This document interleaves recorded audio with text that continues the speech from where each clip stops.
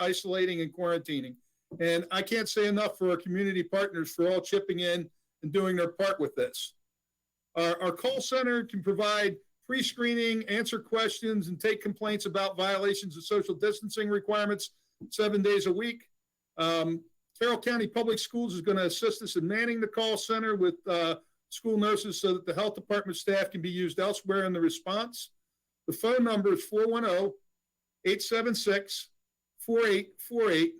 Again, that's 410-876-4848. And if you have any issue related to COVID-19, you should be calling that call center number. Our public information staff have been working hard to ensure the citizens of Carroll County are getting information from reliable sources such as the CDC, the Maryland Department of Health, and Carroll County Health Department. There's a lot of information out there that's incorrect. If you use the websites and the information that's available from those three sources, you'll have the right stuff. We're providing guidance for many different groups and community partners.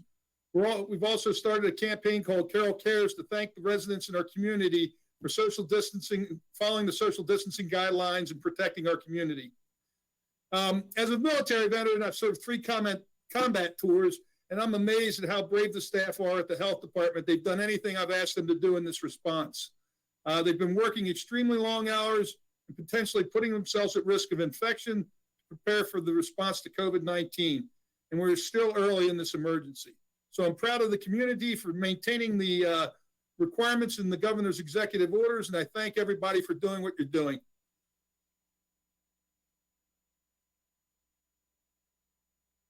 All right, very good. Thank you, Ed. I'll call on Leslie now. Leslie, the floor is yours.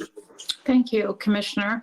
So I would say that Carroll Hospital has been quite busy over the last 30 some days. On March 11th, we opened the Hospital Command Center to be able to respond to all the needs and begin to prepare our organization for what is to come. We started also on March 11th opening a testing center, a drive-up testing center to serve the needs of the Carroll County residents to be able to offer high-risk testing. And that has been very, very effective. That testing is still available.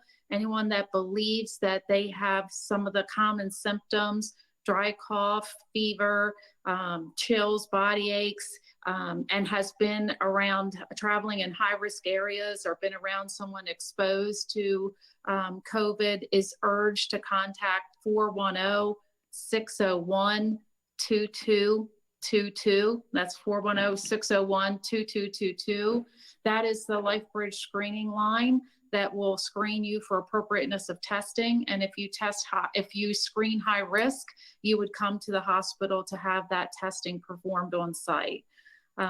You know, it's been amazing to watch a dedicated team of professionals, physicians, nursing staff, facilities team members, the housekeepers, literally everyone, the lab, all different departments coming together to try to literally retool the organization to set up protective zones, starting from our emergency department throughout the entire hospital, increasing negative pressure rooms, really transforming centers like our conference center into a 30-bed COVID positive unit to be able to address the surge.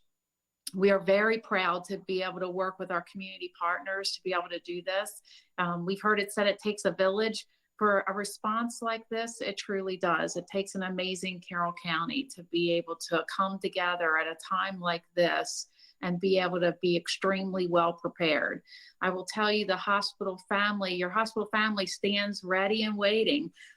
We are all prepared. We've been taking the last several weeks really just to make sure we fine-tune that plan. We are rehearsing the plan. We have begun to see some patients, but certainly not a significant increase like we have in other parts of the country. So we're taking this opportunity to learn from those that went before us and to practice that and make sure that we have the best learnings at our fingertips to be able to adopt our plan, to be able to respond appropriately when the surges come.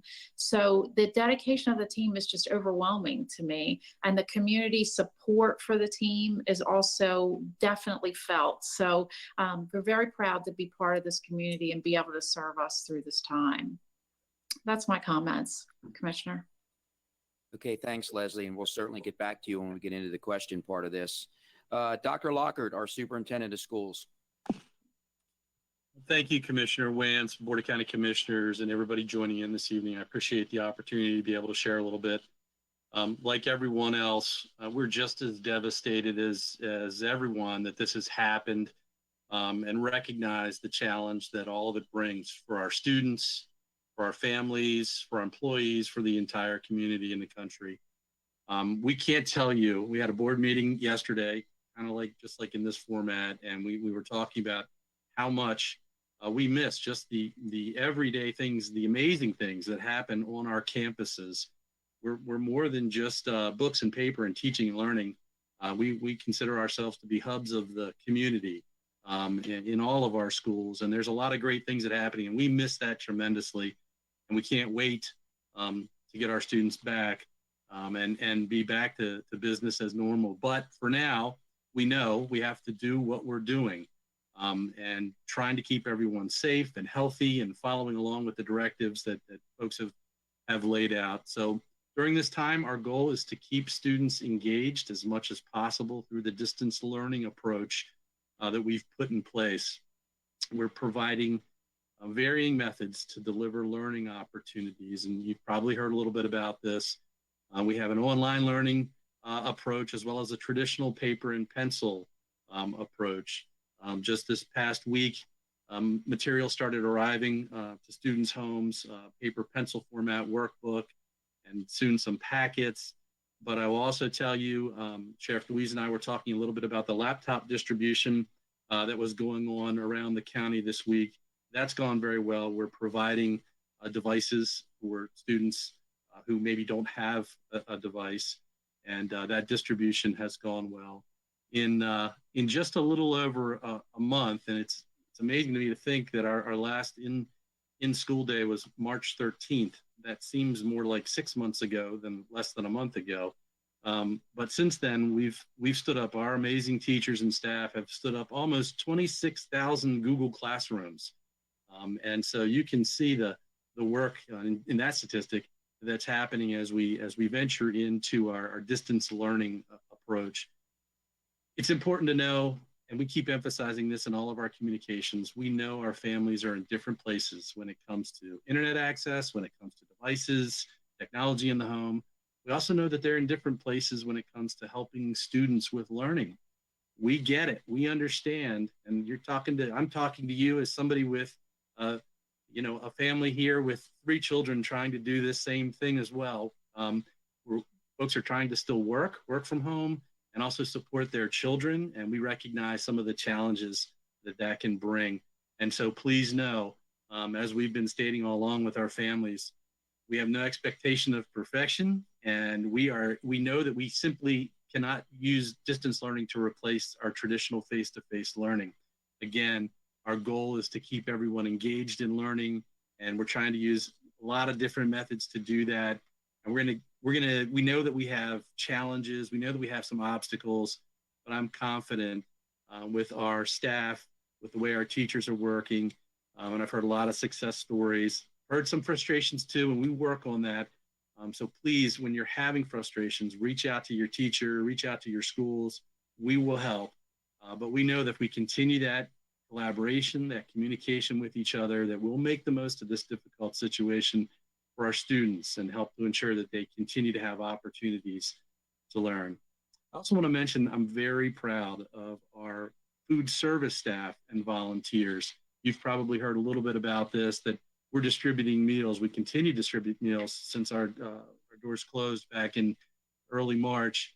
We're up to over 6,000 meals a day distributed, We also expanded to an additional site earlier this week, and we're expanding. That was expansion to Elmer Wolf. We're also expanding with additional sites at Spring Garden Elementary and East Middle School next week. Beginning April 14th, so that's into next week, we're going to try out delivering meals using some of our school buses in the Tawnytown area. So I want to thank all those folks and all the volunteers that have come out to help support that effort. They've really done a great service to students in our community, and we thank you. Just a couple other things. We know that with the state superintendent's decision to close schools, and that will be reevaluated here, I'm sure shortly. That closure goes through April 24th. I am expecting an update to that sometime over the next couple of weeks at least. We know that brings many questions. Yesterday in a board meeting, we talked about some of those questions. We still are looking for answers from folks at the state as it relates to things like graduation, requirements, assessments, other issues. For all the information that we have had, we've communicated that. We have a frequently asked questions page on our website now, carrollk12.org. In fact, all of our communication that we've sent to our broader community is listed there. You can see the whole trail going back to February of communication. And of course, our schools are communicating with their communities, and the best communication that's happening right now as we continue learning is from our teachers to our students and our families. But as we get those answers, we'll continue to provide that in as timely fashion as possible. And I want to take one last second here to thank all of our employees who continue to do their best for students in our system, even while they're dealing with this and their families are dealing with this. But for them really stepping up and doing I called it a Herculean effort, and I'll continue to call it. I think all of us would agree that all the effort right now is just incredible happening around the county. And I also I'm so appreciative of the collaborative approach and the collaborative nature that exists between all the agencies here, and certainly the leadership of Commissioner Wance and the Board of County Commissioners in supporting our best efforts. So thank you. Thank you very much, Steve. And our sheriff, Jim DeWeese. Jim? Hey, Commissioner, how are you? I will attest to Dr. Lockard. I have a sophomore and a senior at Manchester Valley, and I know that that he and his staff are doing a wonderful job, and the staff up at Man Valley are communicating well with my two boys. And so it's difficult with a senior in the house, and there's a lot of anxiety there. So I appreciate what you're going through. So law enforcement, most people may not know, but there are 9 different police departments, including mine, that support law enforcement in Carroll County, that police in Carroll County. And overall, between law enforcement and corrections, we're healthy, we're well. We've had a couple of exposures with our deputies and police officers. One is on quarantine right now and should come out of quarantine. He's pretty healthy. So far, he's doing just fine. We're following real strict practices with our deputies. So when they come to work, specifically in the jail, they're going through screening and temperature tests. Also our patrol deputies, and we've pushed those policies out to law enforcement so that we can stay healthy, so that we can have a contingency that's always out there. Most people think that crime and crashes are up, and I've seen some stories recently around the country where folks have said specifically domestic disturbances are up because we're confined and we're with each other. Believe it or not, we are not seeing that in Carroll County. I compared numbers through the same time period last year as I am now, and we've seen a slight reduction in those numbers. So there isn't what people perceive that everybody's out there going crazy. That simply isn't the case. In other areas, I know that there's been an uptick. Law enforcement, my office has created 2 decontamination centers, one in the northern part of the county, one here centrally, so that we can take care of law enforcement, fire, EMS, first responders that may have an exposure. We've also have 2 vehicle disinfection centers at both of those locations so that we can disinfect our vehicles when we have prisoners in them. We've created a transport unit. So my deputies will go out and when there's an arrest, and believe it or not, we are still arresting people. there are crimes that are being committed, and so we are enforcing laws. So when that happens, we will come out to that agency with a transport van, pick up that prisoner and bring them into central booking, where there's really strict screening before they even go into central booking. And we felt like that would keep a distance between the arresting officer with a transport van with plexiglass, as opposed to having them confined in a vehicle with an individual. So that has worked out really well. We've passed along all those policies and procedures to our local law enforcement partners. We get a lot of support from them. We get a lot of support from the state police. We get a lot of direction from them when these executive orders come down. They push them down to us, and we push them out to the locals so that we can understand the executive orders a little bit better. We have been doing some compliance checks with the health department and Ed's group. Let me be clear. Ed was right. I talked to Ed late yesterday. In fact, I texted him a couple of times to find out how his compliance checks were doing. I talked to him late in the evening. There has been nothing but compliance and support when it comes to our local businesses. I know the big box stores have already put their plans in place, and I've gone through and I've seen them. We were a little worried about the mom and pop stores and the food stores, those sort of establishments, to make sure they had enough people to put in place. We haven't had any issues. Everybody's been extraordinarily compliant. There have been a couple of questions I see come in specifically about the Westminster Pond. I was by there at 3 o'clock today, and there are people there, and the governor's executive order allows for recreation, and they're staying away from each other. That's a big area with a large track that goes around the pond where people can actually exercise. The county went through and put up fencing around the swing sets, so there's no congregating there, which stopped some of that. We were getting some initial calls from that. But we will get calls for people that perceive that the governor's order is not being, they're not in compliance, whether it's kids playing outside or it's businesses that are open. And we gently go to them and talk to people, and we've had no resistance whatsoever. I was quoted in the newspaper a couple of weeks ago as saying that everybody's been extraordinarily compliant. They just want to know how they can continue to be compliant, and they want that support. I did get one other question about hunting. Yes, this is Carroll County, and you can hunt if you're supplying food for your family. And I know there's a couple of seasons that are popping up here sometime soon. The other thing that we've been doing in the jail, there's been some questions about releasing prisoners from jail, from inmates from the jail. So early on when this took place and we knew that we were going to run into a full-scale pandemic, myself, the state's attorney, the judiciary, and the public defender looked at every single inmate that was in our jail and tried to establish whether they were a low-level inmate that could be released or we could send them out to home detention. And we were able to send a handful of them out to home detention. A couple were within a week from being released, very low level. The other thing, I was able to send back 10 inmates from my jail back to Garrett County. We were holding them while they were doing some remodeling out there. So we sent them back. Because crime's low, there aren't many arrests that are being made. And so the jail population has gone down significantly. And with that jail population decreasing significantly, we have extra food in the jail. So we've been working with some nonprofits to make sure that we help feed the homeless. So whatever we have left and that we can put together in boxes and send out to help folks that are in need, then we've been working on that and getting that out. Overall, I think we're doing well. We've put some really good plans, really some good measures in place. But make no mistake, we are still out enforcing the law. We are still arresting people. We know that crime is still going to exist.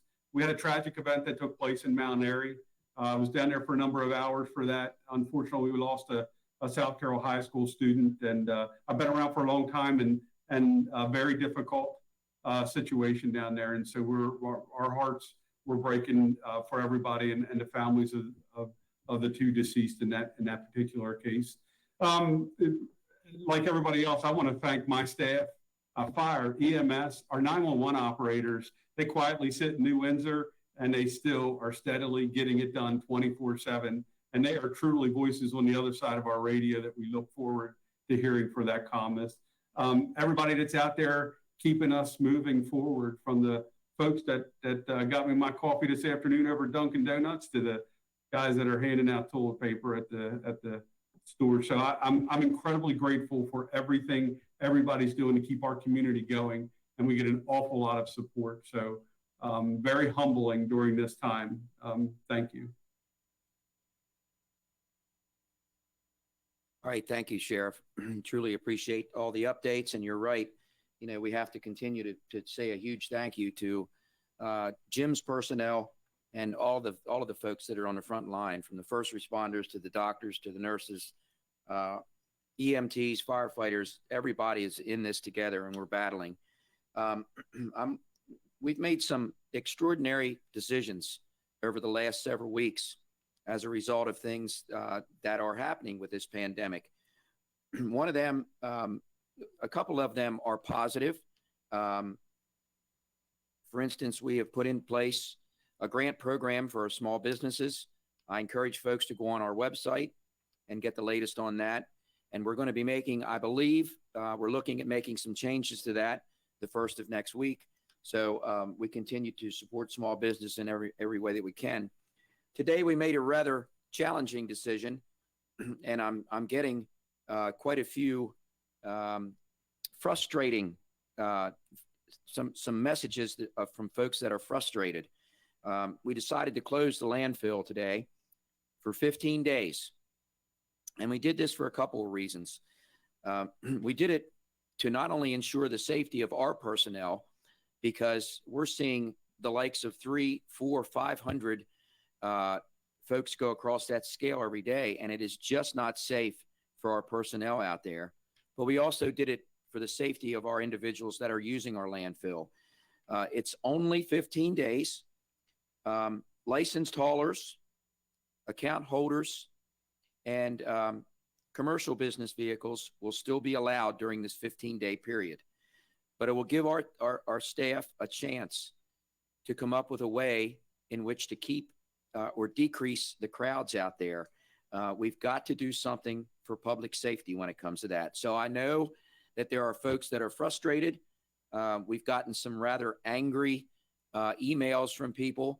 Listen, we're all making decisions and doing things with our lives that we're not accustomed to. So I am asking on behalf of all of my colleagues that everybody just take a breath and try to work with all of us as we get through these trying times. I will remind folks, if you would like to answer a question, our phone lines are open. And the phone number is 410-386-2043. And that's 410-386-2043. I'm going to get into the questions now. Dr. Lockhart, I believe that you already answered this one, but we are getting a ton of these questions. And the question obviously is the probability that schools continue to be closed for the rest of the school year. Now, I know you addressed that, but perhaps review that answer again for us. Okay, thank you, Commissioner. Yeah, the probability that the schools remain closed for the rest of the school year. First, it's important to know I don't make that decision. That decision rests with the state superintendent of schools. She is in close consultation with the governor and his team every day. So she had originally set a April 24th date, closed on March 13th. It was 2 weeks, and then after the first 2 weeks, she moved that out to April 24th.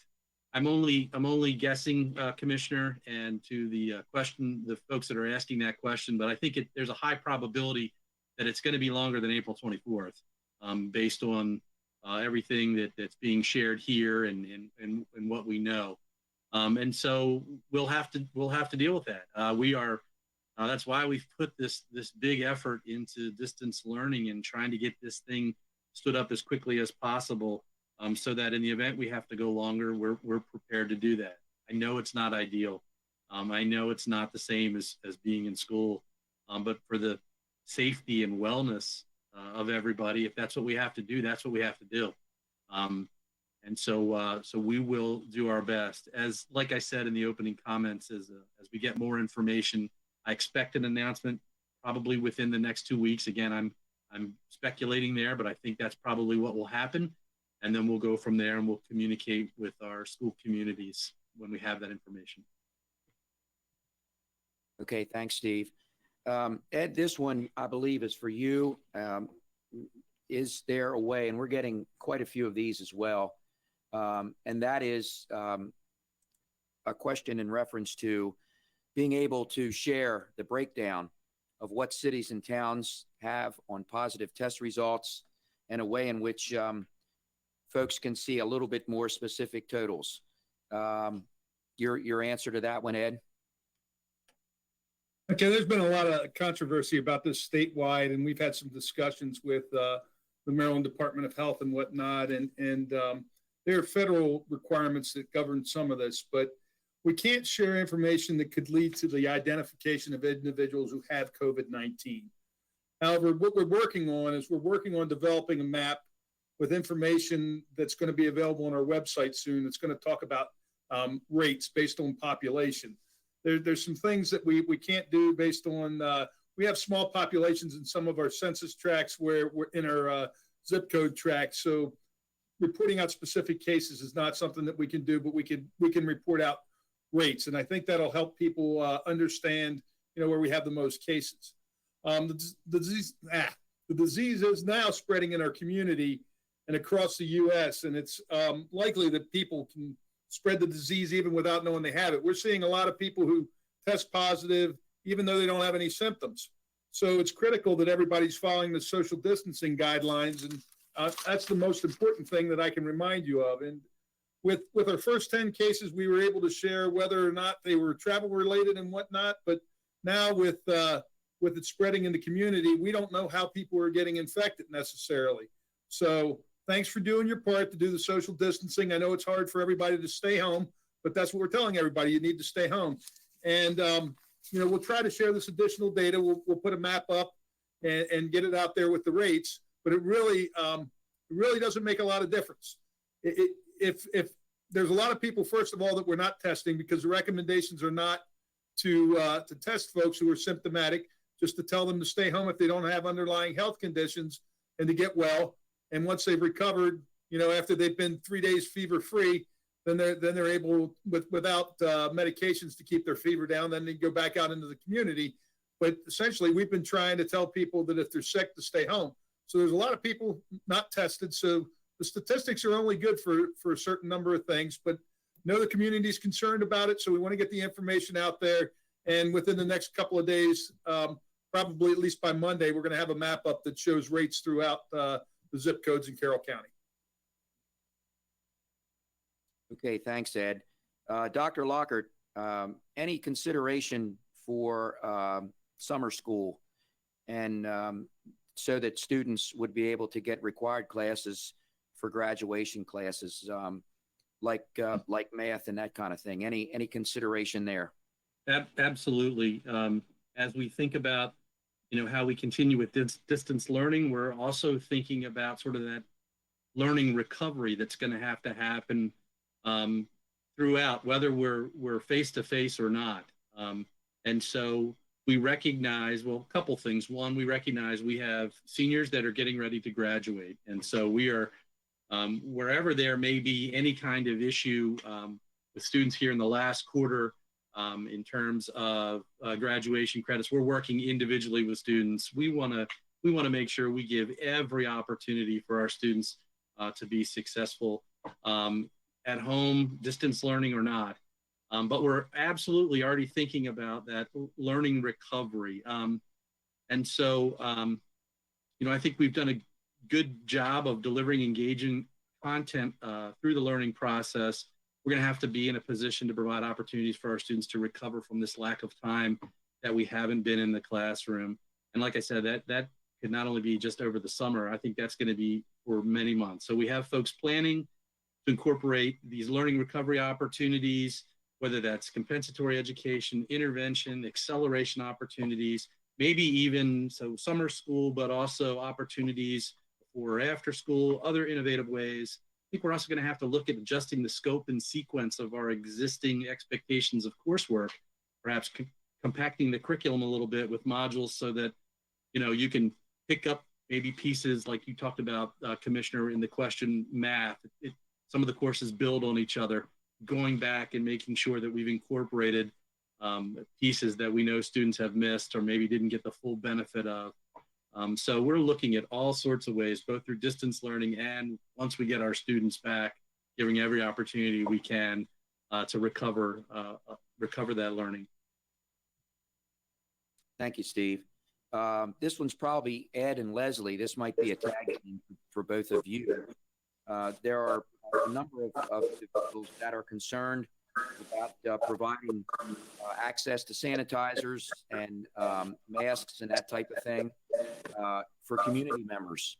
I know that we are struggling with our personal protective equipment, but has any consideration been given for community folks? And I know some of this also goes to our retail facilities, because there are folks that are concerned about grocery store, folks that are working in grocery stores and some of our other retails. So Ed, Leslie, if you want to tag team this one.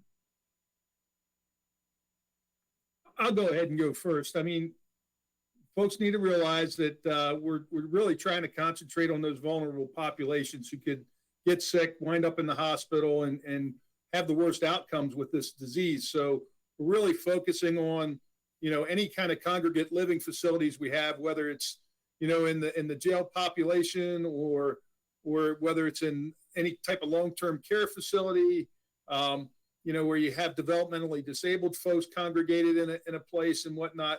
We're trying to deal with those populations and making it a priority to get things out to them. Now, that said, I think that there's an availability of sanitizer and other things throughout the community. People are making face coverings. CDC started recommending this week that people wear face coverings, and I've been wearing one when I'm out and about. And it's not the thing that people need to understand. It's not about protecting yourself; it's protecting others, because we know that we have people in the community that are potentially infected and are asymptomatic. So it's protecting each other from each other. Essentially, you're not going to. It helps you keep from spreading any germs that you would have. So those are kind of the things that are on my mind. A lot of this stuff's available. It's not as readily available as we would like. We had the huge run on toilet paper and huge run on disinfectants and things of that nature. But I think now things are starting to settle out and you can get a little bit of it in the community. But our priority really needs to be on those at-risk populations, because we can't jam the hospital up with more patients than what they can take. So we need to give the priority to taking care of those folks. And I'll let Leslie add anything she has to say.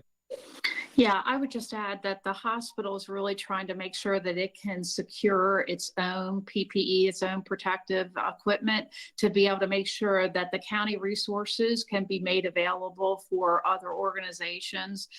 So, we secure PPE in 3 ways. That is, we procure it, we produce it, and we preserve it. And all of that is to be able to protect our people. So the most common things that we are utilizing are the N95 mask, the PAPRs, gowns to cover, gloves, and then protective mask. And face shields. And so LifeBridge has been pretty innovative. So we are now producing our own gowns. We literally bought 90 sewing machines and set up a manufacturing to sew gowns and make protective masks. And a lot of volunteers, maybe some of you on the phone listening in, have been volunteering to help us sew those products to be able to use in the hospital setting. The N95 mask, we're reprocessing some of those through a hydrogen peroxide sterilization process, and that's extending their usage.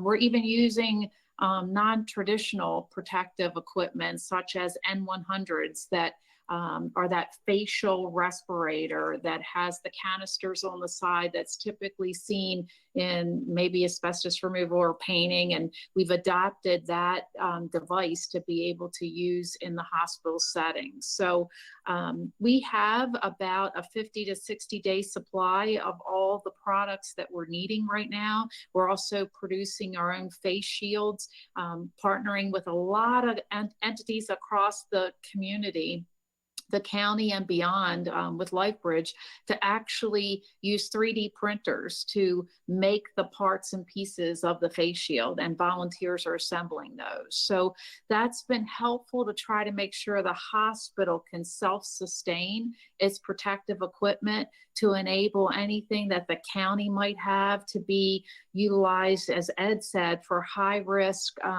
areas such as some of our nursing facilities and things like our nursing home facilities and places like that. So, I think that's the most important thing. None of us know how long this event's going to be. We're also not sure how much the population will grow, how many patients are coming through. Obviously, the more patients, the more consumption of this protective equipment. So if we're able to continue to make it ourselves and to replenish it ourselves, that will be able to help the community at large. Okay, thanks very much. This one might be for three of you, the sheriff and probably Ed and maybe Leslie as well.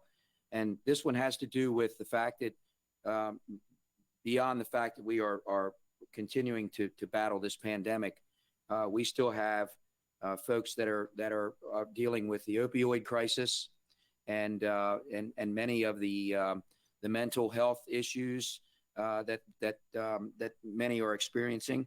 So maybe each of you could talk just a little bit about the efforts that we are putting in place to ensure that we are still allowing for recovery specialists to be engaged, and maybe how we're working with that on I guess under this pandemic, because it was our top priority and now it's sort of here, but we got to continue to put all efforts into that. So I don't know, Ed, you want to start that one off, or Leslie or Jim, because all three of you deal with this issue as well. I'm happy I'll to go ahead. start. I would just say that we're still, obviously taking care of the community is the highest priority for the hospital, and certainly nothing can stop. We have to continue to take care of everyone. Certainly, we still have our peer counselors in the emergency department that are available to continue working and seeing patients. We're getting very creative how to do telehealth visits. And really connect with people in a different way. Obviously, the hospital had to stop doing some elective surgery, so our physicians are keeping close tabs on all the patients that have been sort of on hold, if you will, to make sure that we're checking in with them and monitoring them. Also, our chronic conditions navigators are keeping in touch with patients that frequently require our services and dealing with them on an outpatient sort of telephone basis, keeping them in a loop, if you will, to check in and understand what their needs are. So yeah, care continues regardless of the challenge that is going on right now in our community. And I'll go in and kind of chime in after hearing the hospital's perspective. About 80% of the work that our peers normally do is out in the field. We've made sure that we've maintained at least one peer on site at all times, and they have connections with all of the peer support facilitators we have that normally work for the health department. So those teams are able to. The peer on duty at the health department has the ability to access the equipment to be able to do video chats, and they can provide linkages to care as well as problem solve on other needs such as food resources or medical appointments. So we're exploring the possibility of having video meetings hosted by the health department and having all the peers attend at one time.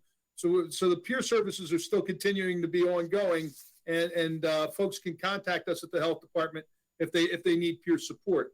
The other thing that we've been doing is we've actively been providing virtual CISM teams, critical incident stress management teams. And, there's been a number of incidents, including the one that I think the sheriff referred to down in Mount Airy, that we've been able to respond to. And rather than actually have a live person go out and talk folks through a difficult time, we're doing this virtually now through video conferencing, much like what we're doing here today with this town hall meeting. So our services are still available. You can still call the health department. people will help connect you with the services that you need. And we're wanting to make sure that folks in the community are still being taken care of. And Commissioner, on our side, I'm going to echo what Ed said. We rely heavily on the peer support and the behavioral health units that are with the health department that respond with our deputies and law enforcement on calls where folks have overdosed or there's some sort of substance abuse. The good news is that we have seen a steady trend downward in the opioid crisis when it comes to deaths and overdoses in and of themselves. But we rely heavily on peer support. We have some folks over at the State's Attorney's Office that help us, that know the community, and really reaching out to them and continuing to keep their spirits up and provide them resources virtually, which is something that we never thought that we would do before. Unfortunately, we've suspended some testing over at the pretrial release, some drug court issues. So we know that population exists out there. We're very cognizant of it, and we're working with the health department. We're working with the hospital and everybody that touches that group so that we can maintain and make sure that doesn't go through the roof during a pandemic. But we communicate just absolutely constantly, whether it's the health department or the hospital. We're always talking about this issue. Okay, very good. Thank you, all three of you on that one. I'm getting a couple questions here in reference to some things that are occurring in some of our neighborhoods. I'll take a couple of these. I had a question in reference to apparently the installation of 5G, which is occurring. That is up to what the governor has a list of essential businesses that are still allowed to conduct the business that they're doing. If that business is indeed on that list, they can continue to operate and can continue to do the things that they are doing. How it breaks down as to when it would be, when 5G would be lit or what have you, I don't have any information on that. But again, that essential business list is out there. And if they're on that, they are certainly allowed to be able to do that. I had someone ask if CC Visa was invited to join the town hall. They were not. We had to limit this because we've had so many questions come in. If indeed we need to do another one, I can certainly invite them. I mean, I could probably take some of those questions if there is specifics for CC Visa. I got just a tad bit of experience with that group. So Jim certainly represents all of the police very well and works closely with our fire and EMS as well, and knows and is on the front line and knows exactly what's going on with that group. So Jim, I know your folks are working in a collaborative effort. I went by the fire station that I belong to the other evening, and there was a sheriff deputy sitting in the parking lot there. So I know that you're in close contact, and CC Visa is actually on the virtual EOC calls that are happening twice a day as well. But Jim, do you want to hit that one real quick about the collaboration there?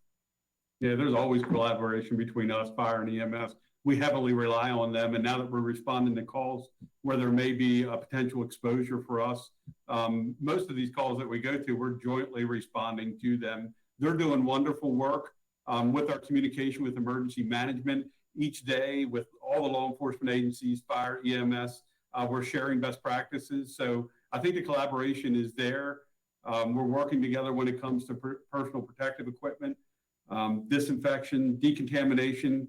So the collaboration there is working extremely well. It always has, but during times like this, it really shows its worth when we don't need to worry about who's who. We know each other personally because this all took place. The same with the group that I'm looking at right now. We see each other regularly. I see you more than I want to see you, Wance. But this is perfect because when we're in the middle of something like this, it's not a matter of saying introducing ourselves. It's a matter of let's just get it done. So that's the glory of this community.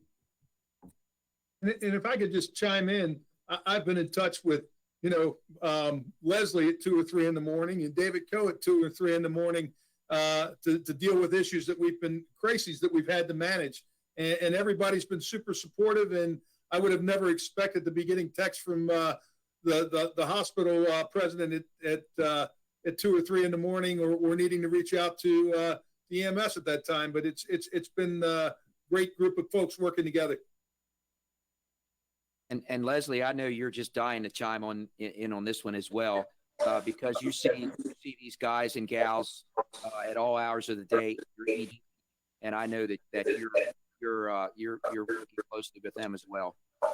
Yeah, I mean, I have to say, we see each other on a regular basis in and out of our facilities. And, sometimes maybe perhaps we take each other for granted a little bit, that we're all doing our jobs, we're all doing what we're supposed to do. But well, boy, when a crisis like this comes upon our community, it's amazing to know that each and every one of us are going to be there to come together and really focus on what needs to be done for our community and do it expeditiously and efficiently and just get the job done. And so it's great to be a part of that. Excellent. Jim, I think you did this in your opening, but I'm going to have you hit it again. Turkey season, hunting, fishing. You want to take that one? Yeah, do it. So there's a frequently asked question portion of the governor's executive order on their website that talks about a lot of this, because people have called me and asked me about hunting. I've gotten probably 10 calls about the Westminster Pond, and we still go over regardless and make sure that people are socially distancing. And again, no issues there, but go out and hunt. I think turkey season's coming up, so go out and do it. Just make sure you observe social distancing, and I'm not going to be out there to check on you while you're hunting for turkey. And as you heard, Ed didn't call me at 2 o'clock in the morning. He was smart enough not to do that. He knows I'm not awake at that hour. So. Well, lucky you, because I got one of those, or 2 or 3 or 4. But listen, that just goes to show that this group is in continuous contact, and we are all in. Dr. Lockhart, you've had a chance to catch your breath. I'm going to stop that now.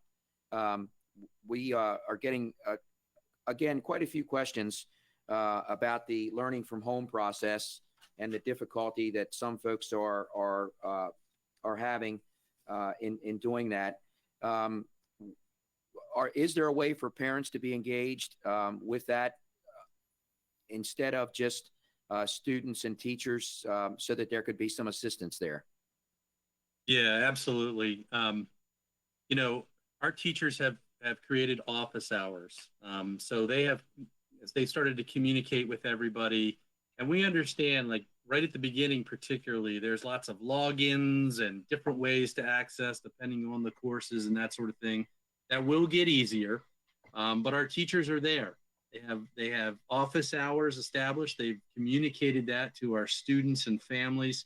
And we want our students and families to reach out to our teachers if they are struggling with something, or there's some potential challenge that they might be facing, whether it's the technology itself, whether it's the content, maybe not sure about particular activities or work. In addition, our curriculum folks have been working they were starting to post videos now that families can access that provide some guidance on how to support and help students at home. And so we've begun to post these videos on our CCVS learning site. Again, if you go to carrollk12.org, we have a whole place dedicated to learning resources. So there you'll find all sorts of great supportive things that you as parents can utilize, as well as now some videos to help with that. As we go, it will get a little bit easier in terms of navigating some of that technology, but I recognize every family has a different situation. If you've got 4 kids in your house compared to 1, it's going to look a little different for you. My best advice in terms of supporting your student as a parent is help try to create a routine for your kids where that's possible, a comfortable space to work, take advantage of those resources that I just mentioned to you, reach out to your teacher, utilize the technology, whether that's through email or a phone call. We have the office hours. Somebody will get back to you if you contact the school, but email is the best way, because teachers are going to get right back there. Be supportive and helpful where you can. We get it. Not everybody has content knowledge of AP chemistry, namely me. But our teachers are there to help. And so we recognize that might be a struggle depending on what it is for parents to provide help. But we want to be that help. And we're going to be reasonable and understanding and patient because we recognize this is a challenging situation. And Steve, while you're on that, I'll give you another one here. IEPs, and you might want to just to the lay folks address what an IEP is. But being able for folks to achieve the goals that do have IEPs, and I know there's been some questions about some of the specialty teachers, for instance, speech teachers and that type of thing. Your comments on both of those. Sure, that's a really important question, and then one that there's no one right easy answer to. We've been seeking a lot of guidance from both the federal and state levels on this, but IEPs are individualized education plans or programs for students with receiving special education services. And so you can imagine the challenge that creates when the student's not there to receive that service. It can be support for a learning disability. It can be speech language services, occupational therapy, you name it, it runs the gamut. Our special education team is connecting with families of students who receive specialized program on a weekly basis.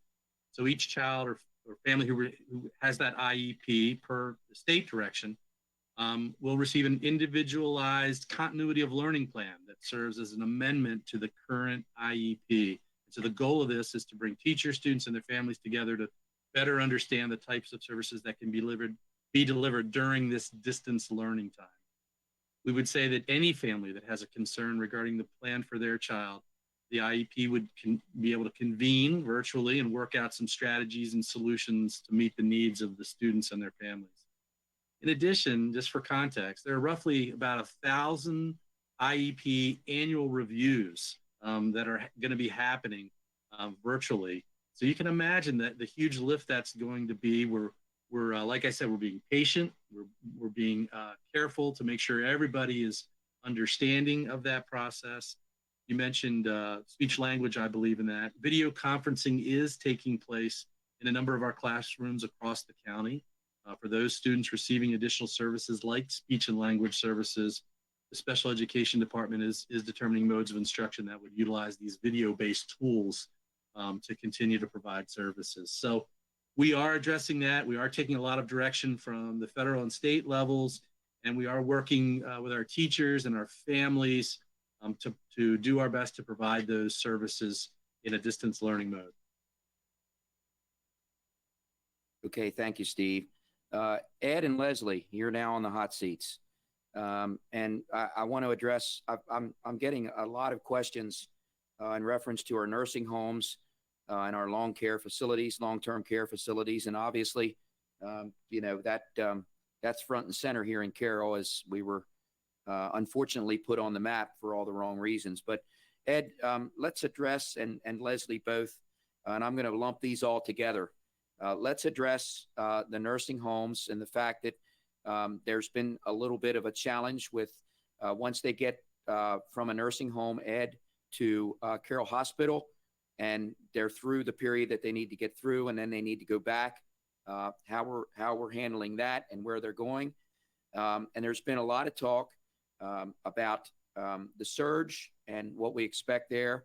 Leslie, folks have seen the Schalk Auditorium and what we're doing with that. And I know social media can sometimes be a good thing, but people that know me know that I've talked about the fact that many instances, it's a bad thing.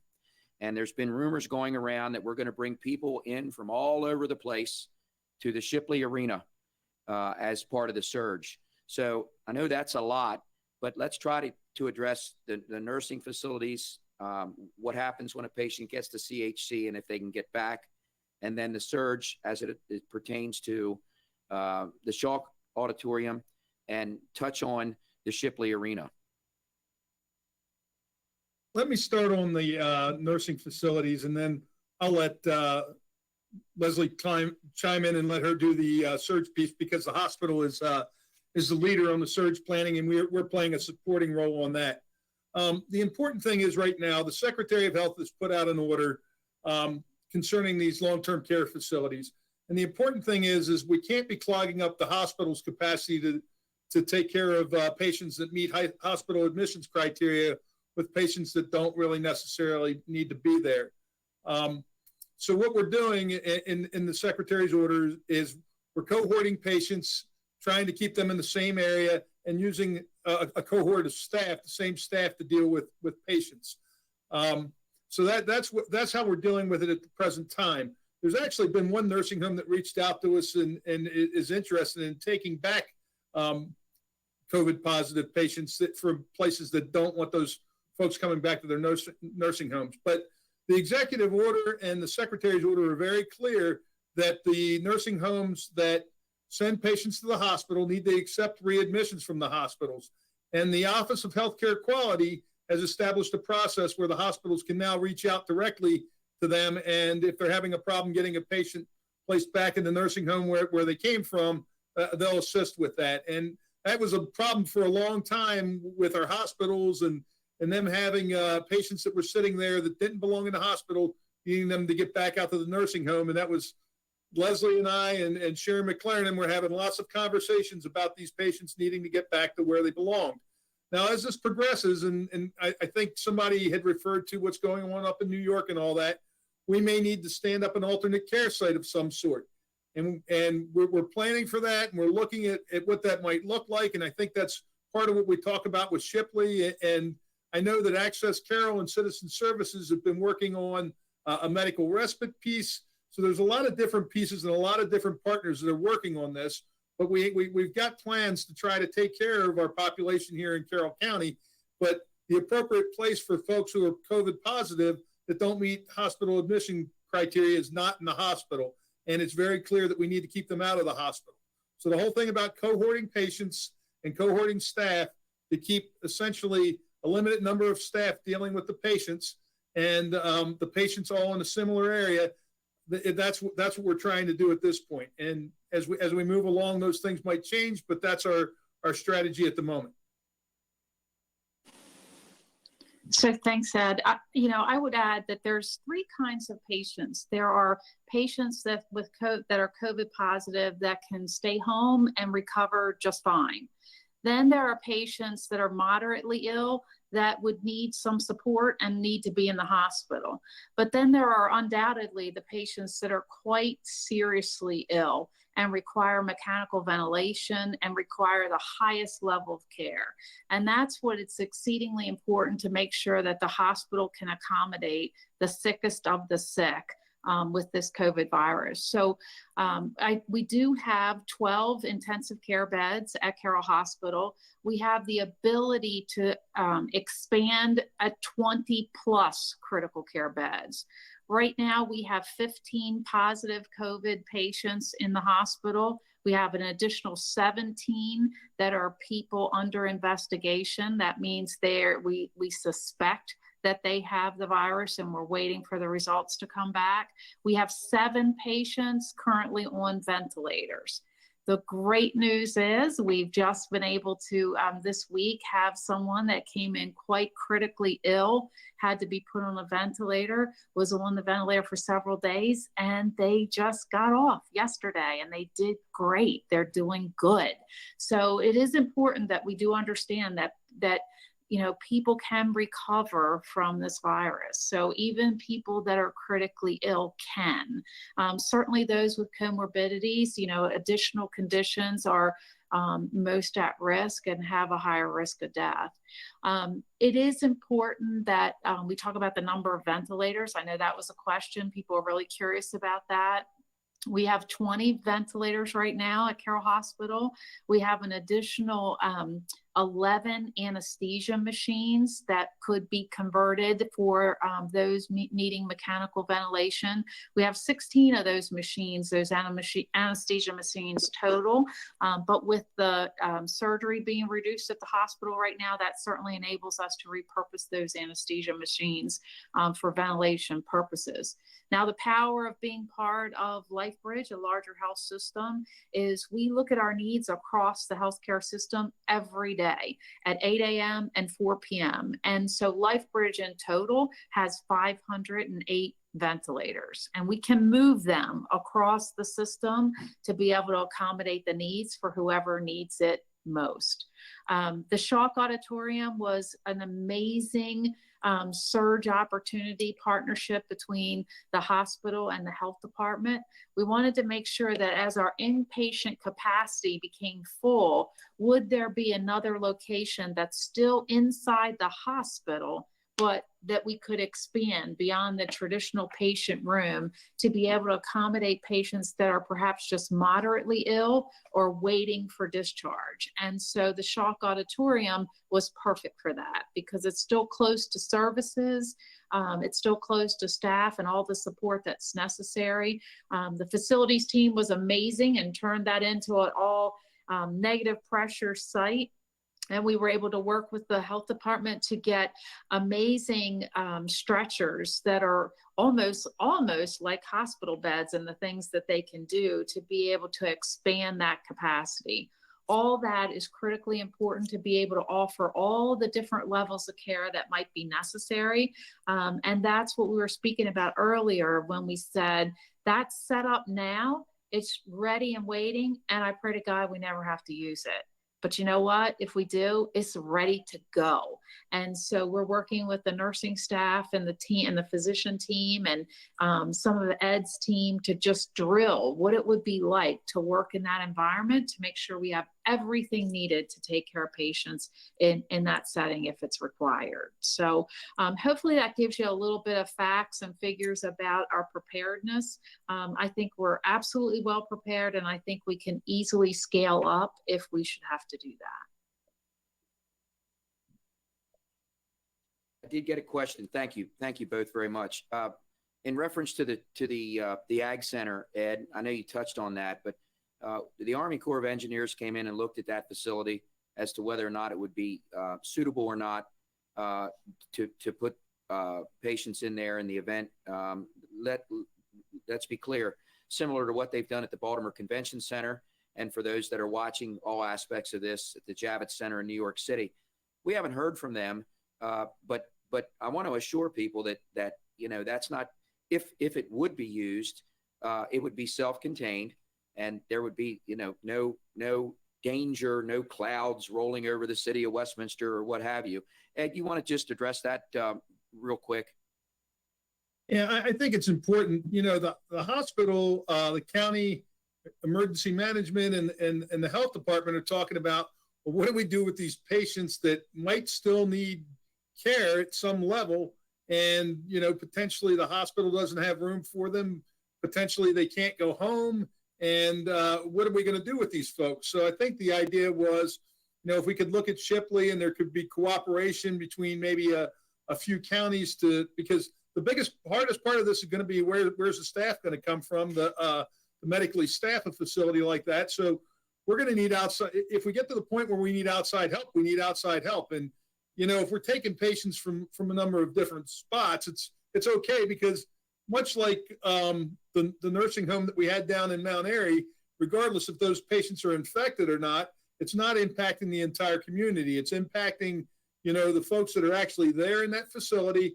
And it's you know, we're going to have to make sure that the people who are caring for them have adequate PPE and are able to clean themselves up, and also that they don't get sick and spread the virus within the community. So the whole idea is to give a large place. If we have a large number of people who need to be cared for, you know, it's no different than pulling the USNS Comfort up in the harbor up in New York to take care of patients there. If we've got people that need to be cared for, you know, I understand people not wanting this to impact the community, but it's right there. It's in an ideal location. It's right near the hospital. We'd be able to have the support of the local hospital there. And, you know, it's just everything that surrounds the hospital and LifeBridge being able to chip in and work with something like that if it was needed as an alternate care site. Obviously, it hasn't been decided at this point, but we need to be thinking about those things.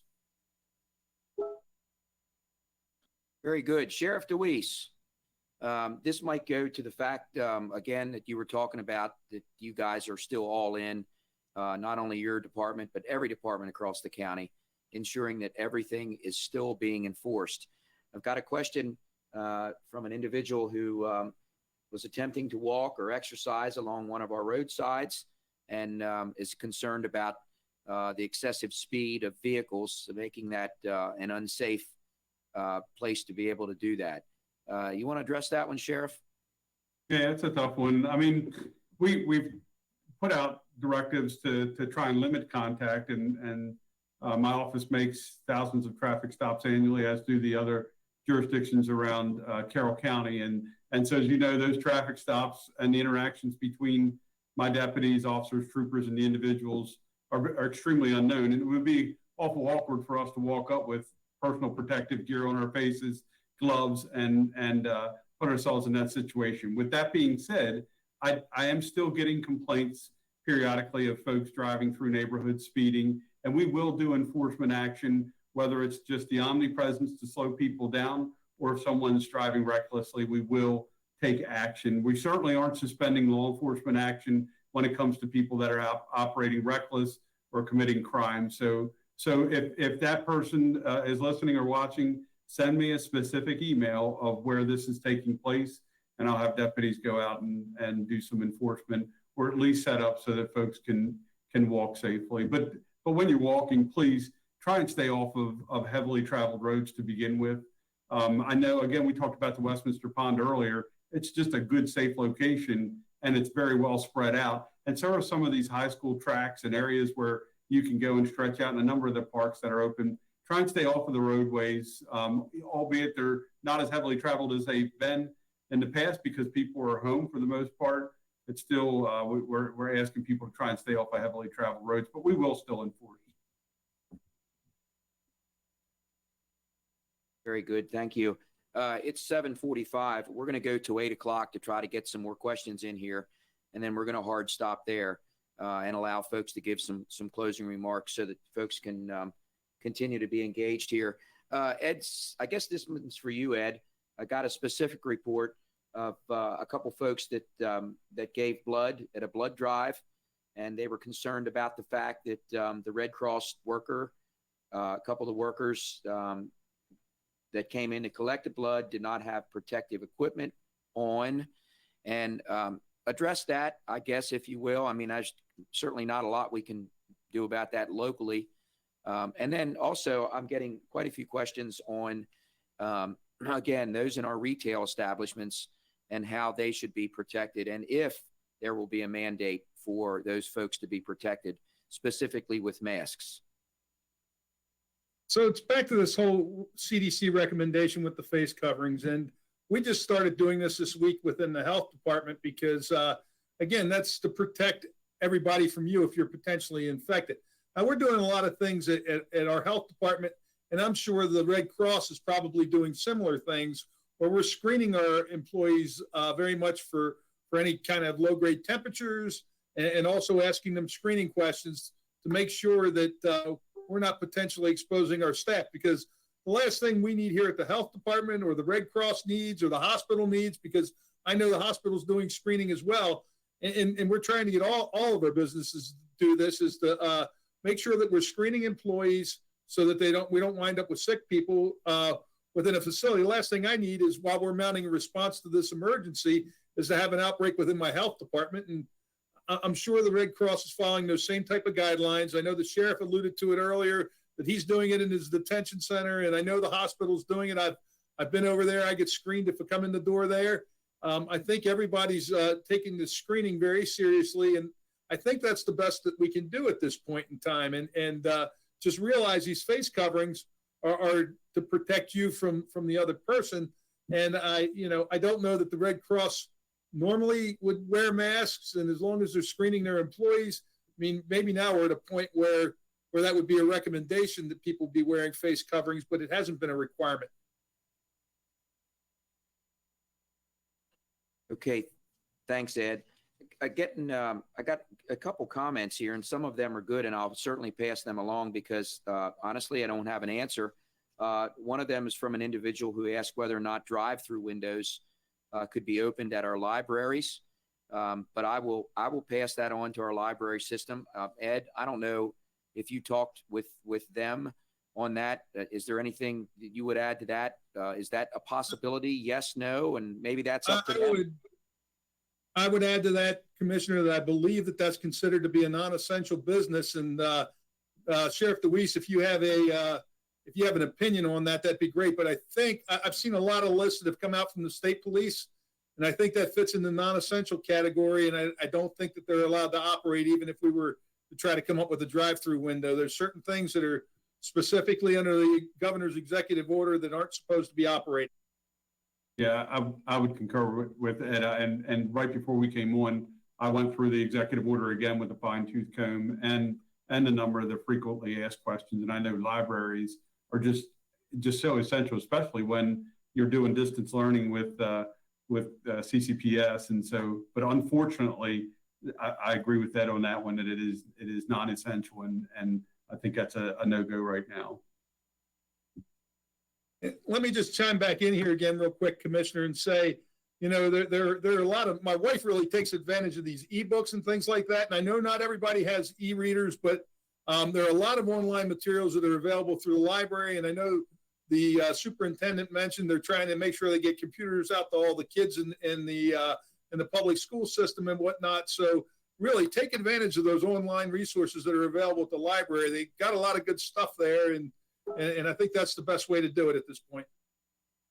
If I may, Commissioner, any assignments or activities we're providing to our students, we're not requiring them to go get additional resources. We would provide them to them through our online or our paper copies.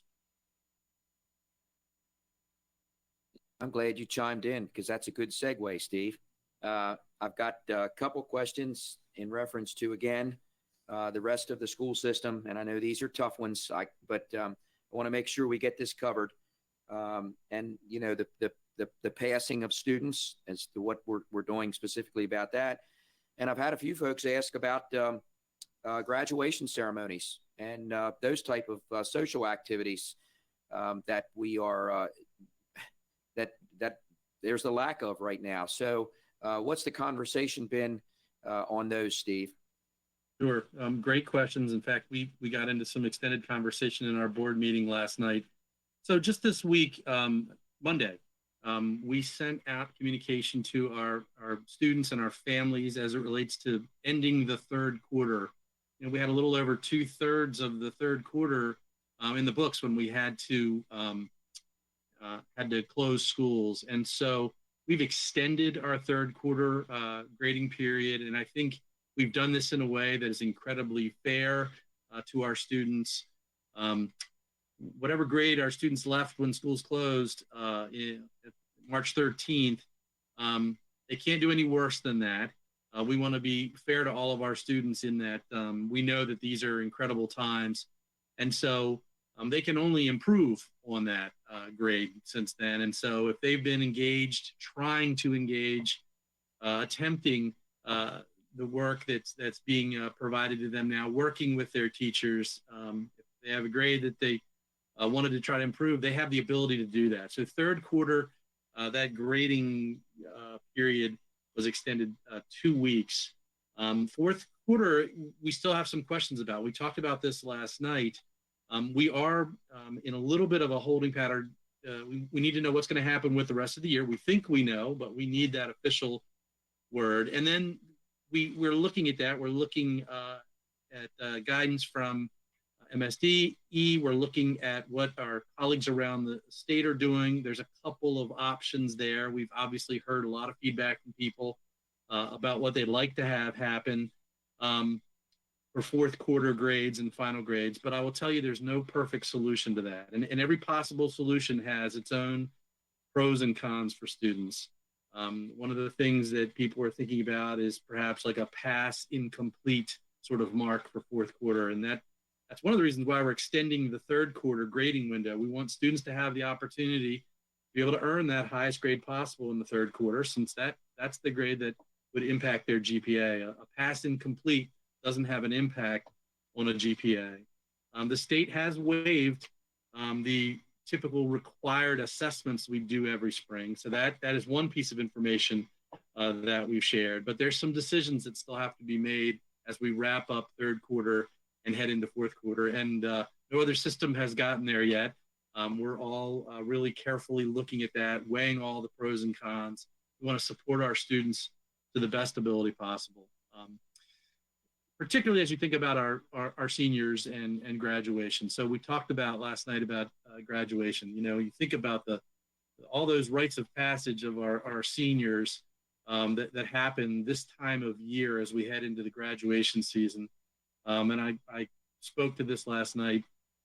I want to do everything I can to honor that rite of passage. And I know that I probably would have a hard time pulling together thousands of people and putting them in McDaniel College's auditorium anytime soon.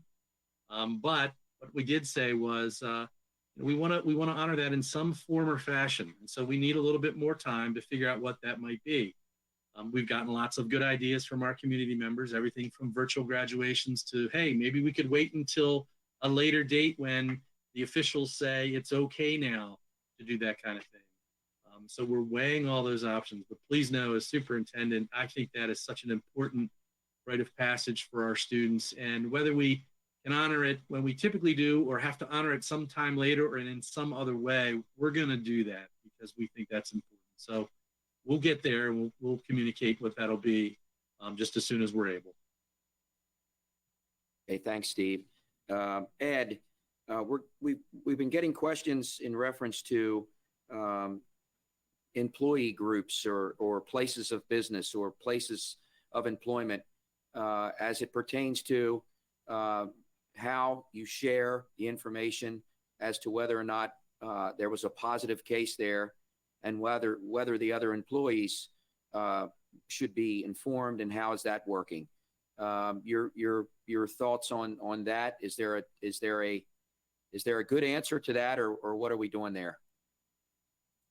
Generally speaking, we're looking at doing some contact tracing, but a lot of it has to do with, you know, people being in close proximity and things like that. And back to, again, the whole thing with social distancing. And, you know, our focus is on trying to make sure in any of these businesses that are open, and we've had a number of complaints about some of the businesses, and we've gone out and we've worked with them to make sure that their employees can be separated enough so that there's not a large risk of transmission from person to person.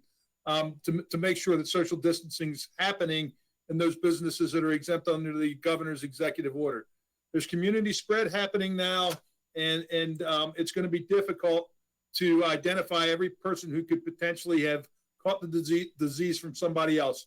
If we can identify, you know, somebody who would potentially be at risk and recommend that they self-quarantine, we're trying to do that through our contact tracing, but that's not going to happen in every single case. It's difficult to know where people are getting it from, when they became infected. And I also mentioned the fact that we've got a very large number of people that we've tested that have tested positive. It was pretty amazing to me, especially with the outbreak in the nursing home, how many of the folks that we tested that didn't have any symptoms that were positive. So we're getting to the point where quarantines and whatnot, you want to isolate sick people at all times to make sure that they don't spread the disease. But quarantines are starting to make less and less sense. Hey, Leslie, this one, and I've gotten quite a few on these, so I'm gonna let you address this. And I don't know if you can specifically or not, but certainly in some of the news conferences and things that we've been listening to, we've heard about the hydroxychloroquine and Z-Pak and that type of medication. You want to address that real quick on yes, no, the whys, the why nots? Absolutely. So you know what? One of the things that we're learning is that this virus, we learn something new every day. There is no absolute playbook on how to treat this virus. So we learn from those that have gone before us, and literally things change every day, sometimes twice a day. So we are working with our experts across the country, working with Hopkins very closely to look at all these drug treatment protocols. Now, I will have to say, some things aren't an option because of the availability or the lack thereof of a particular drug. So then our next step is to source, well, what are the other things that could be what we call biosimilars, the things that are are similar to a drug that may have the same reaction and benefit. So, we obviously, we know about some of these protocols. We're learning about plasma from patients that have recovered from the virus. So trust me when I say there's no treatment really left unturned. And if there's evidence that would suggest that it's something we ought to try, absolutely we do if that drug is available. So we continue to refine that and continue to learn every day. Thanks. I got a couple final ones here, and then we're gonna wrap this up. Ed, there's been a couple questions in reference to the age groups and who is most susceptible. And I know that there's a breakdown of that, but I don't know that there's a particular, and this might be for both Ed and Leslie. I don't know if there's a particular age group that is more vulnerable or not. You want to address that breakdown of the age group for us? Yeah, I actually made a couple notes on that before we got on the call tonight. According to CDC, and these numbers are very rough, you got to realize that it's very hard to calculate fatality rates while we're in the midst of an outbreak of this kind, and it's ongoing. The age and the underlying health condition are primarily the factors in how hard this hits people and those people having negative outcomes. But according to the CDC, about 4 to 11%, and I know that's a pretty broad range, but with a low of 4 and a high of 11, of adults who are in the age range of 65 to 84 years old with COVID-19 die from the disease. There's also estimates that 10 to 27% of adults that are 85 or older die from the disease that are confirmed to have it. So that's the best that I can give you at this point. But I would point out that this is, we've only been dealing with this disease for a very few number of months, and being able to compile statistical data that's meaningful on a disease in the middle of a pandemic like we're seeing is difficult, because a lot of folks that are healthy aren't necessarily being tested and might be getting sick and recovering from the disease. There are just a lot of variables that go into this, but we need to remember, again, we've got those vulnerable populations that we really need to be caring for. And it's the elderly folks and the people with the underlying health conditions. And those are the people who are winding up in the hospital, and ultimately a lot of the people who are winding up dying from this.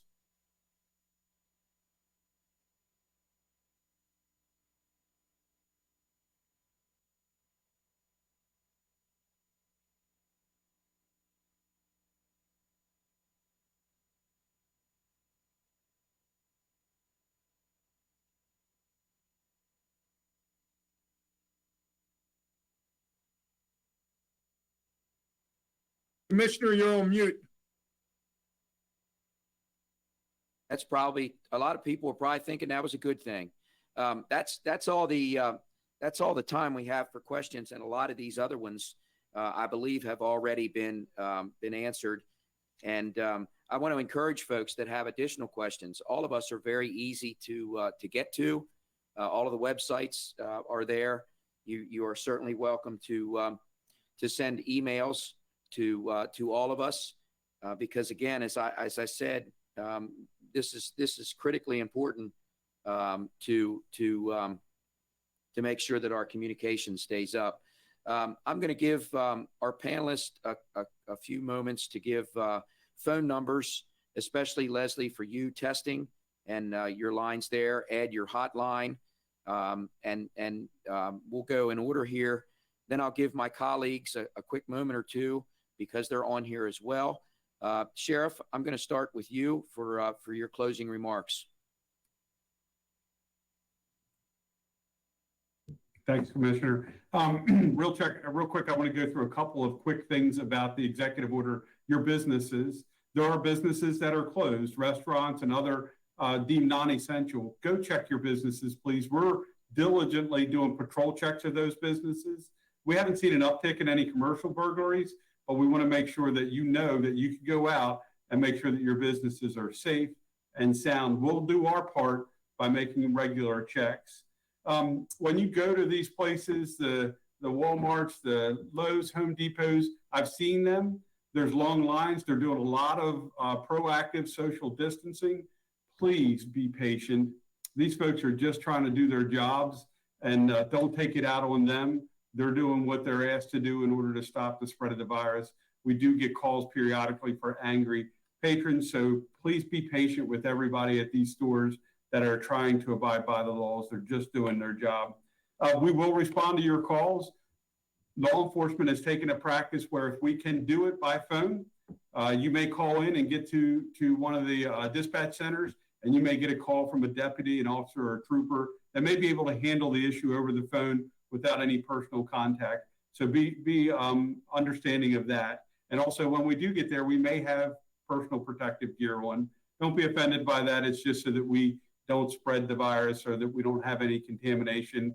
My folks are told to do that. I know that, in fact, Roberta sent me a message that there was an individual that needed my email address. I'm pretty accessible, but jdewees at carrollcountymd.gov.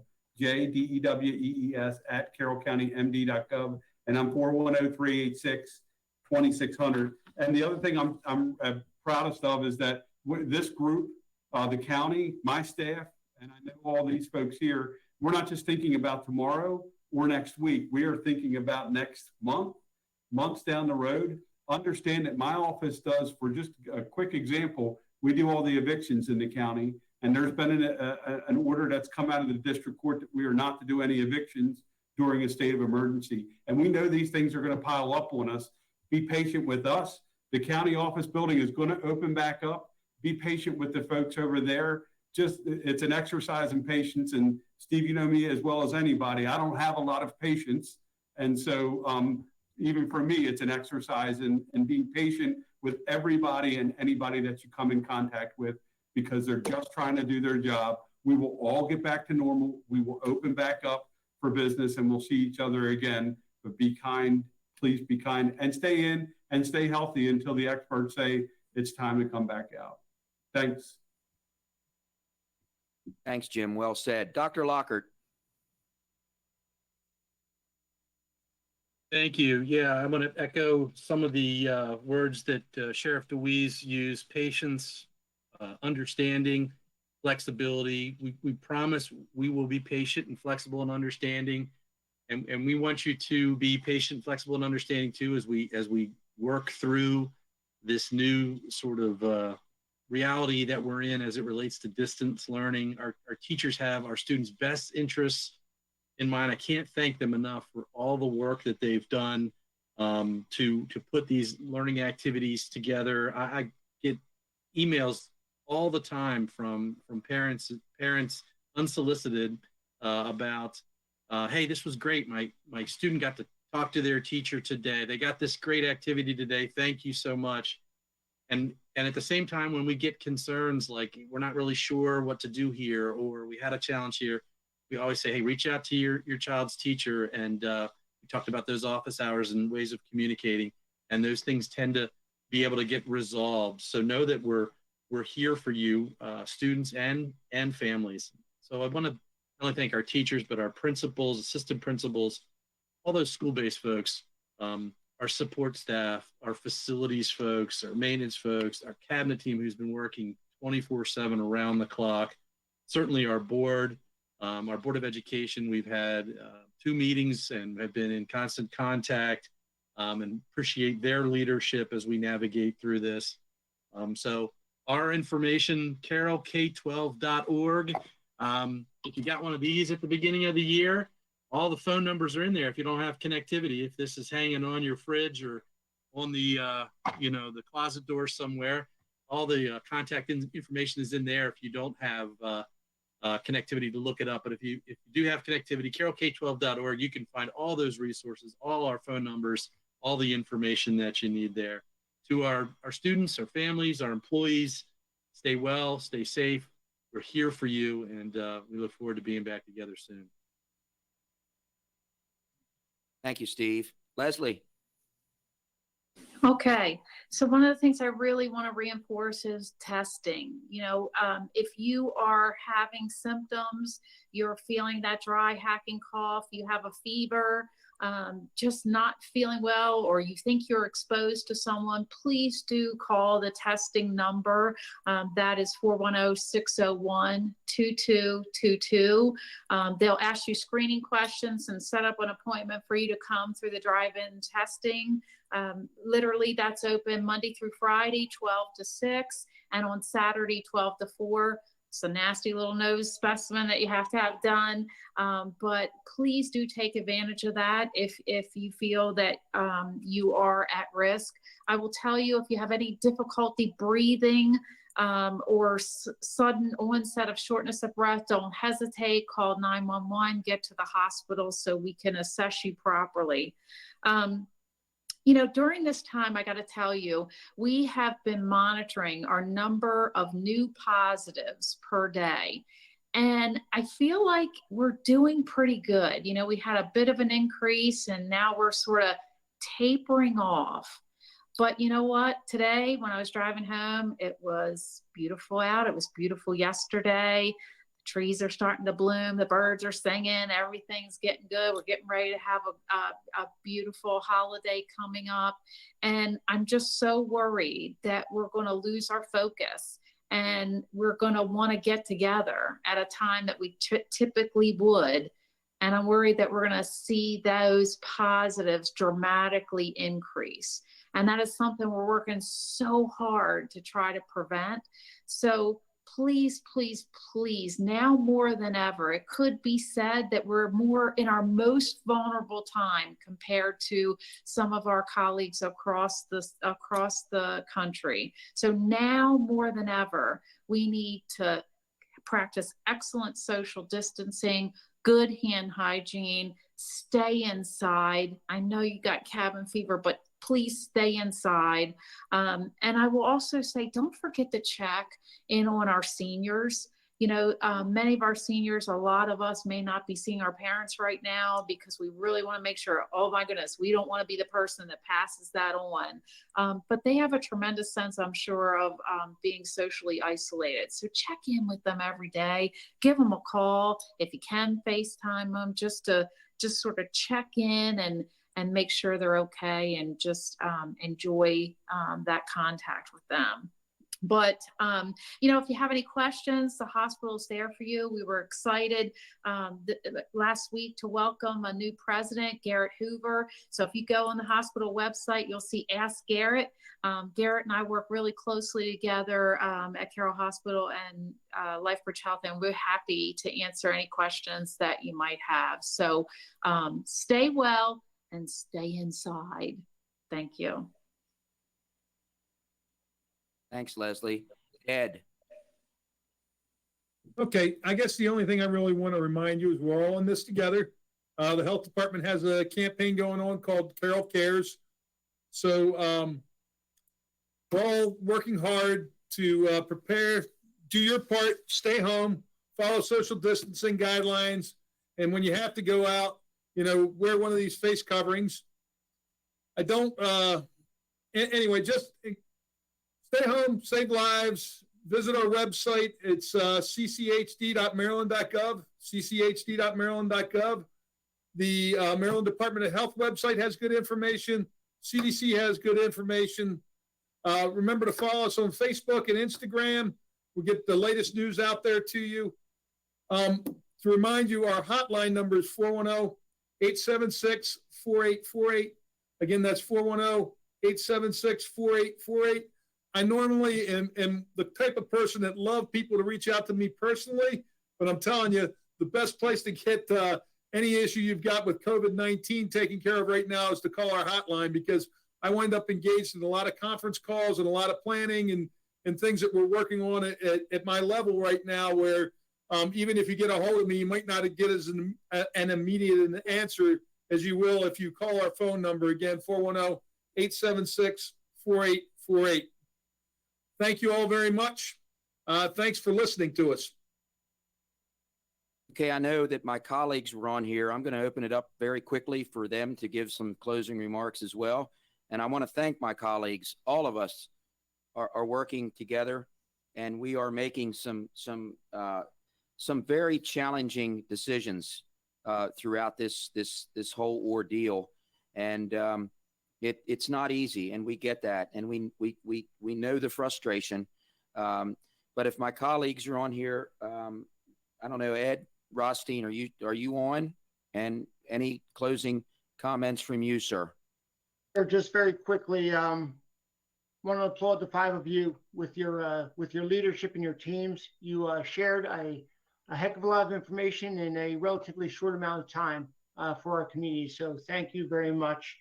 While I'm still applauding, I'd like to applaud the volunteers from the grassroots, our neighbors in our communities, to the businesses, whether it's, the food deliveries, the sewing masks, groups of folks sewing masks, fabricating masks and things like that, sanitizer. I mean, it seems like we're like, as Steve, you share often, we're all in, and we're all in this together.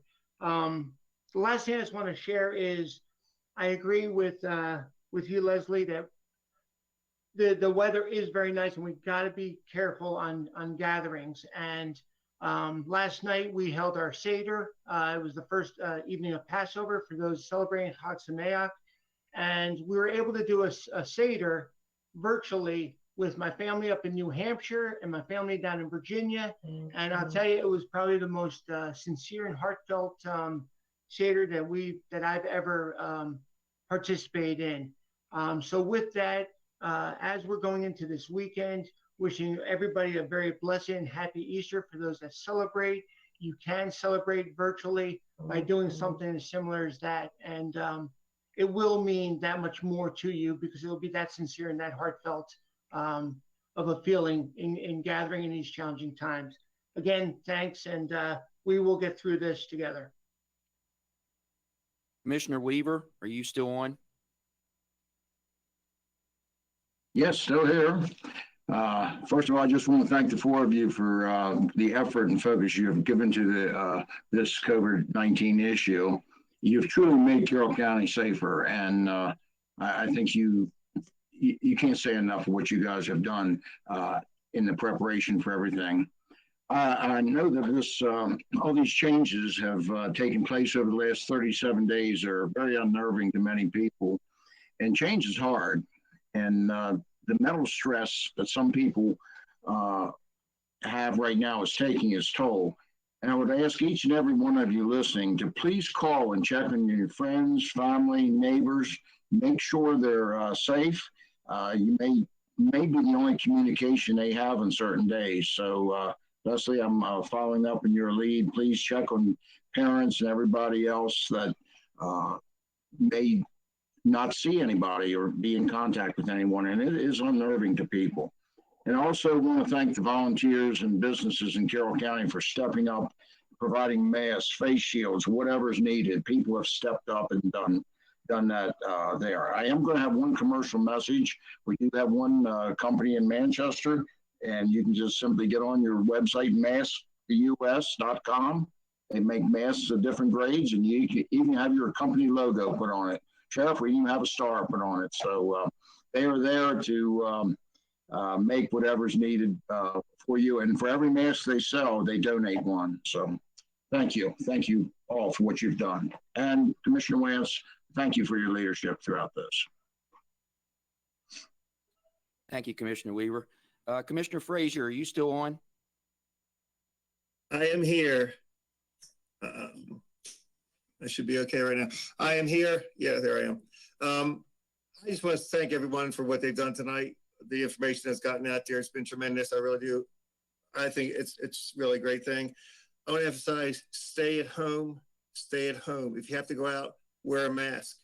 And if you have to go out, it has to be something essential. My wife would love for me to go to Lowe's and pick up some landscape pavers and some mulch and some other. Okay, I'm not just avoiding that because I don't want to do the projects, though I don't. But the real reason is because it's not essential. I don't have to go out now. Those projects can wait, and they will wait until after this is over. That's when I go to Lowe's. I cleaned out my basement. Not my idea, but I cleaned out my basement. I got a whole bunch of stuff to take to the dump. I'm not taking it right now. I'll wait till after this is over and run it out at that point. And I have to say, check on the older adults around, older people around. I've done my job tonight since I see Commissioner Weaver on the telecast. Thank you. Commissioner Boucher. I'd like to thank the panelists for giving such thoughtful and informative responses to the questions of our citizens. It's very reassuring to have you guys talk to the people to keep them abreast of what's going on. Also, thank you for reminding everyone that the opioid epidemic is still going on. It is overshadowed by this pandemic, but it still is an underlying health crisis in our community. So thanks for that public awareness. Also like to thank Sheriff DeWeese for reminding people that we as leaders plan long-term and that we will get through this and there'll be a brighter tomorrow, and we as public officials are on top of it. And most of all, I'd like to thank all of our citizens, my constituents, all my colleagues' constituents. They have been absolutely wonderful, understanding, and helpful. And I'm always impressed if I do have to go to the grocery store, how polite and courteous everyone seems to be. So thank you very much. Together we'll get through this. Thank you all very much.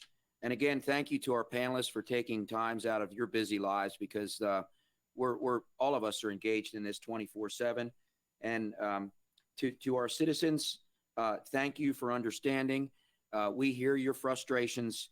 We understand that there are folks that are troubled by some of the decisions we're making. We continue to get the feedback on the landfill.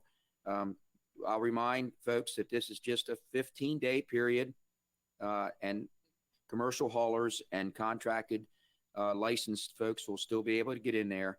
Again, it's 15 days only, and it's for the safety of our employees and importantly for the safety of everyone out there. So again, we feel that frustration, and give us 15 days so that we can get some good